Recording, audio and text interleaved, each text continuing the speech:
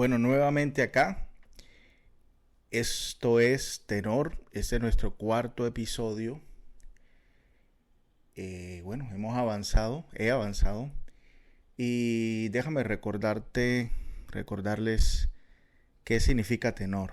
Tenor significa teología en notas rápidas. Tenor.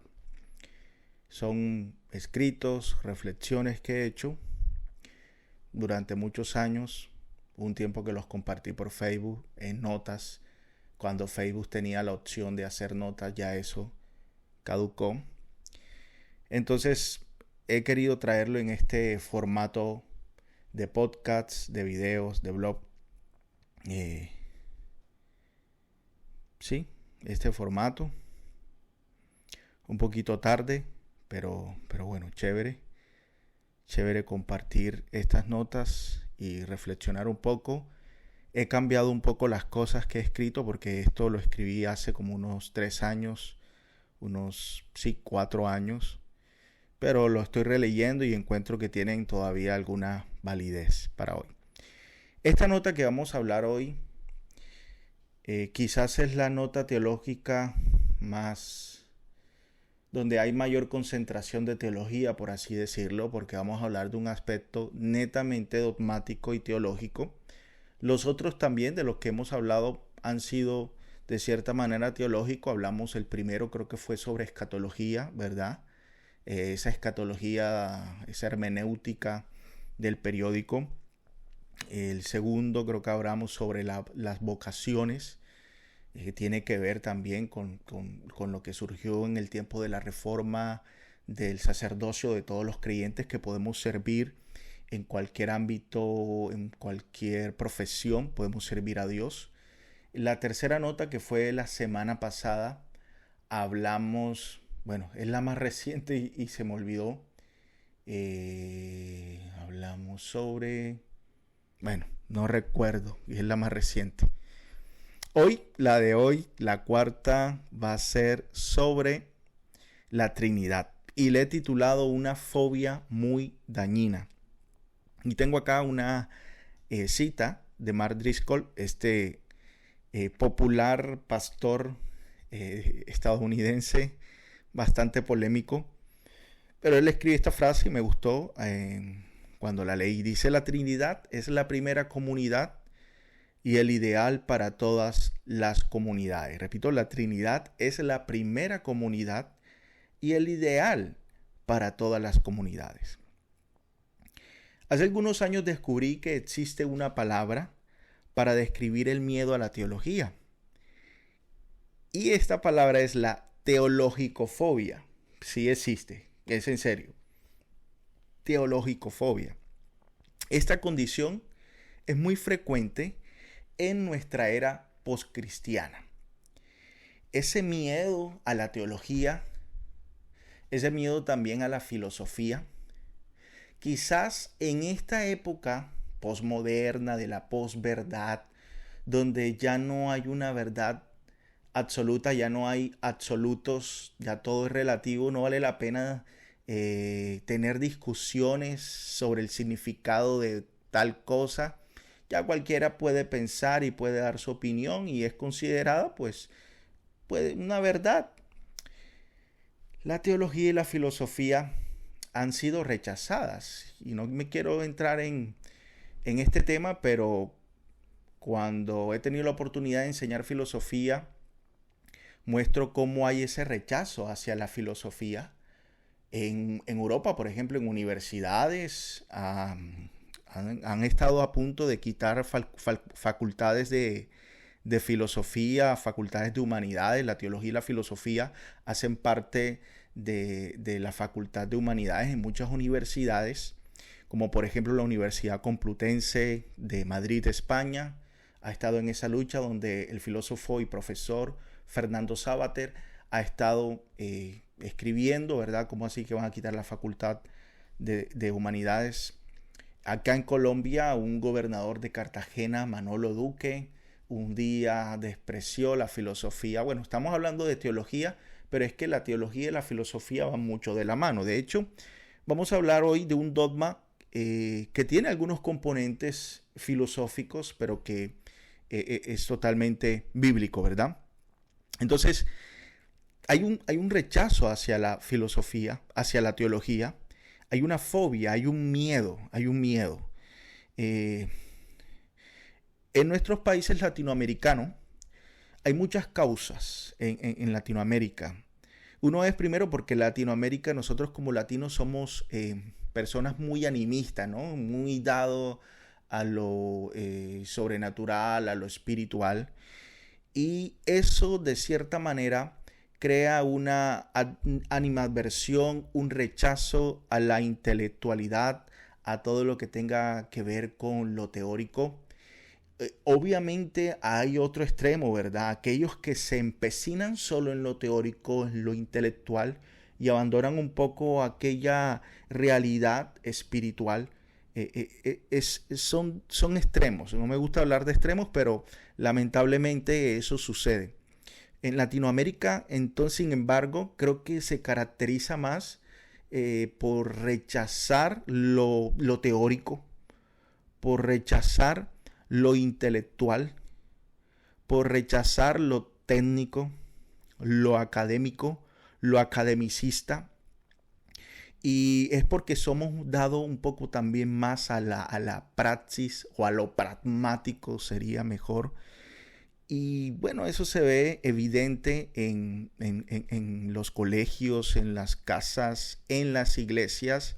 Y por ejemplo, en el caso de mi círculo pentecostal, se vivió, podría decir mucho esto, todavía quedan en ciertos contextos ese rechazo al estudio bíblico, al estudio teológico. Todavía hay esos mitos que la letra mata, que la filosofía te hace ateo, etcétera, etcétera. No es el tema ahora, pero pareciera que la teología y la filosofía no tienen nada de práctico. Un día también escuché a un predicador, incluso norteamericano, estadounidense, otro. Este también es popular, de una mega iglesia. Una vez en una entrevista, en un programa que hace, creo que es History Channel, el famoso actor Morgan Freeman tiene un documental que se llama La historia de Dios.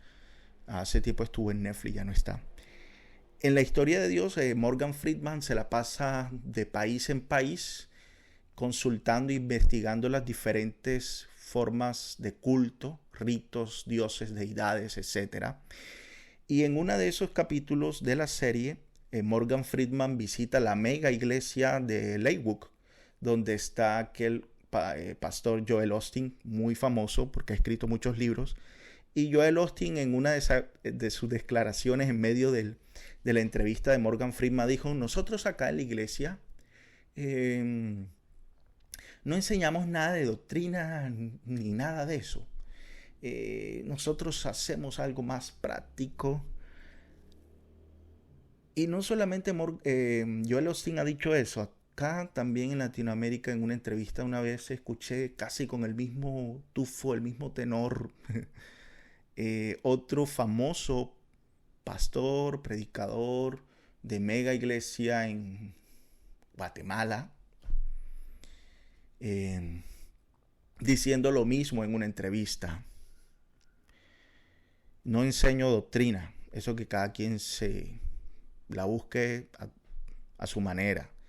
Como queriendo decir, la doctrina, lo teórico, pues no tiene nada de práctico.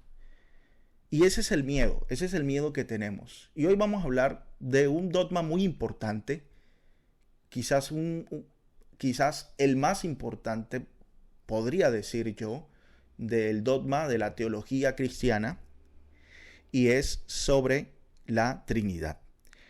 Tristemente, una de las evasivas de algunos cristianos es que la teología es la afluencia de meros conceptos teóricos desprovistos de cualquier aspecto práctico, son irrelevantes para el beneficio del buen vivir, es decir, no nos sirve para la vida cotidiana. Ese es lo que está en el imaginario colectivo, en la cosmovisión de cada uno de nosotros, los que piensan así. se repite que son formulaciones anticuadas, ya eso es viejo, eso establecido por allá por concilios, por grupos imperiales.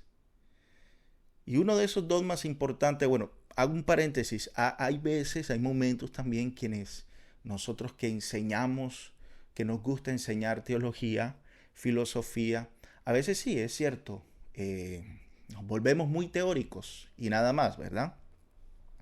Y no mostramos esa parte práctica. Eso también tiene que ver con quienes enseñan la teología, de qué manera la están enseñando, pero no es el caso ahora. Uno de los dogmas importantes es la Santísima Trinidad. Es la Trinidad. Esa es la enseñanza cardinal del cristianismo histórico y universal, que abrazan las principales ramas del cristianismo, como por ejemplo los ortodoxos griegos u orientales, los católicos romanos y los protestantes. Son quienes lo adoptan tal cual como se estableció en el Concilio de Nicea. Esta creencia de la Trinidad afirma que Dios es un ser único que existe como tres personas distintas o hipóstasis: el Padre, el Hijo y el Espíritu Santo. Para nuestros propósitos usaremos la siguiente definición. La Trinidad es un Dios que existe eternamente como tres personas distintas: Padre, Hijo y Espíritu Santo, quienes son Dios plena igualmente en relación eterna entre sí. Cada uno de ellos es Dios en la esencia divina, pero son personas distintas. ¿Ok? Decir que cada miembro de la Trinidad es una persona no significa que Dios Padre o Dios Espíritu se hayan hecho seres humanos. El único que se hizo humano de la Trinidad fue Jesús, la segunda persona de la Trinidad. Más bien significa que cada miembro de la Trinidad, cuando decimos que es persona, decimos que, o significa que cada miembro de la Trinidad piensa, siente y actúa, habla y se relaciona porque son personas y no fuerzas impersonales. Además, cada miembro de la Trinidad es igualmente Dios, lo que significa que comparten todos los atributos divinos: eternidad, omnisciencia, omnipotencia y omnipresencia. Los profesores de teología posiblemente nos quedamos hasta allí. Y ya. Y es allí donde se pregunta, bueno, a ver, ¿de qué me sirve eso para mí? Para la vida diaria, para el problema que tengo. ¿Qué me sirve todo ese concepto que, bueno, es tres personas en uno, chévere, bacano, uy, a algunos les encanta todo eso. Hay otras personas que no le ven nada interesante. ¿Para qué me sirve? Sobre todo, por eso digo, sobre todo las personas de esta época. A ver, ¿qué gano yo con eso? Y ahora vamos a pasar a la otra parte. O sea, ¿será que la Trinidad se queda ahí? ¿O no nos tiene, o nos enseña cosas para nuestra vida? ¿O tiene algo práctico? Sí, claro que sí. Perdón, claro que sí. Sin ahondar más en este bellísimo misterio, y antes que haga efecto esta fobia en el lector, porque lo que yo dije anteriormente como que, ay, qué aburrido. Y sinceramente este podcast es aburrido. Esto no es para entretener ni para ganar likes. Yo hace años llevo haciendo videos y no es el propósito. Pero antes de que esa fobia entre en los que escuchan este podcast, no es el propósito ahondar. Esta no es una clase de teología sistemática. Quiero expresar que la Trinidad, aparte de ser ese concepto y ese dogma importante para la fe cristiana, la Trinidad es el modelo ideal y propicio para nuestra actualidad y también para nuestra conducta, para nuestro caminar diario. O sea, sirve mucho, es muy fundamental para nuestra vida, para la vida de iglesia, para la vida de la casa, del hogar, del trabajo. En cualquier tipo de comunidad, sea religiosa o no religiosa, necesitamos entender bien la Trinidad y sus implicaciones prácticas. ¿Por qué? Porque la Trinidad, uno, es el modelo perfecto de la unidad en las diferencias. Es el modelo, es el ideal perfecto para poder vivir en unidad en medio de las diferencias. Las familias quieren unidad. Los matrimonios quieren unidad. Las empresas quieren unidad. Los colegios quieren unidad. Cada país quiere que estén unidos. Pero hay una realidad, es que hay muchas diferencias de pensamientos, diferencias de personalidades, etc. Bueno, la Trinidad nos enseña a cómo estar unido en medio de las diferencias y de la diversidad. ¿Por qué? Porque son tres personas distintas la Trinidad. Y aún así están plenamente unidos. Cada persona desea unidad. La Trinidad también es la expresión del verdadero amor desinteresado. Todos buscamos amor desinteresado. Todos buscamos ser amados.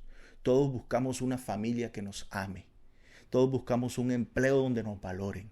Todos buscamos una pareja que me ame, que me acepte como soy.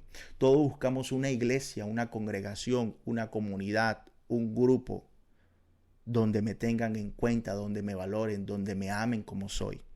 La Trinidad es la expresión del verdadero amor. La Trinidad, ¿qué une a la Trinidad? El amor entre ellos. La Trinidad también es la manifestación de una comunidad basada en la verdad. Y es la relación de personas que viven siempre pacíficamente, honrándose el uno con el otro. Esa es la Trinidad. El Hijo honra al Padre, el Espíritu Santo honra al Hijo y no hay pleitos, no hay conflictos, no hay egoísmo. Todos deseamos eso, ¿cierto? Hay que mirar la Trinidad. Hay que conocer a Dios.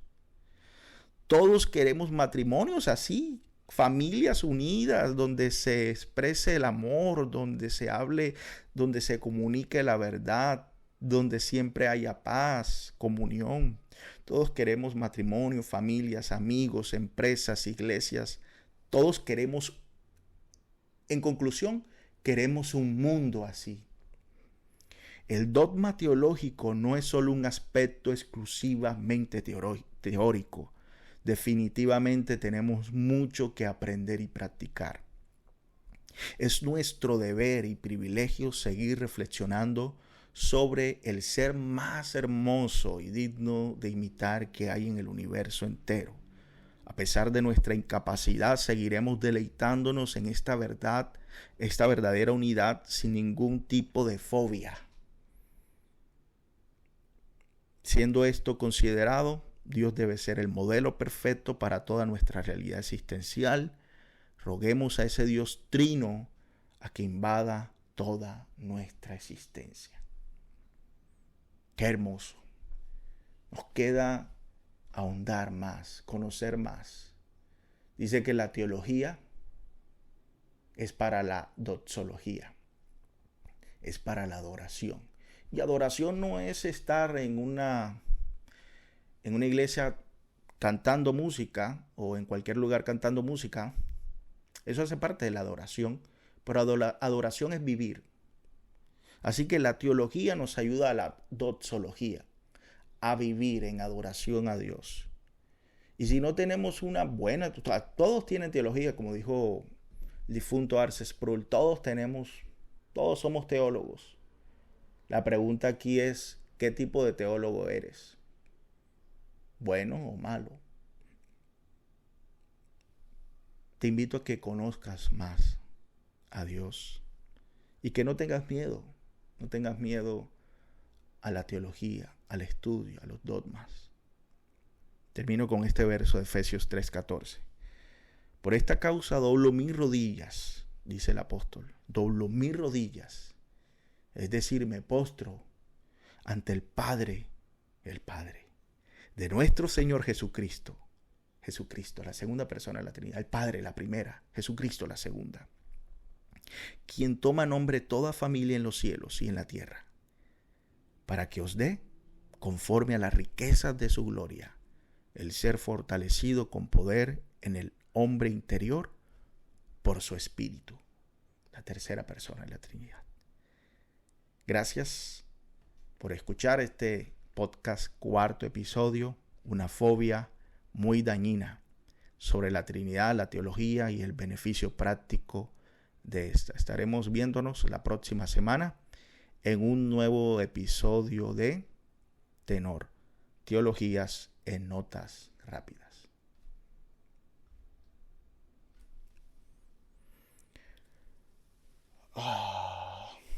Bien, eso fue todo.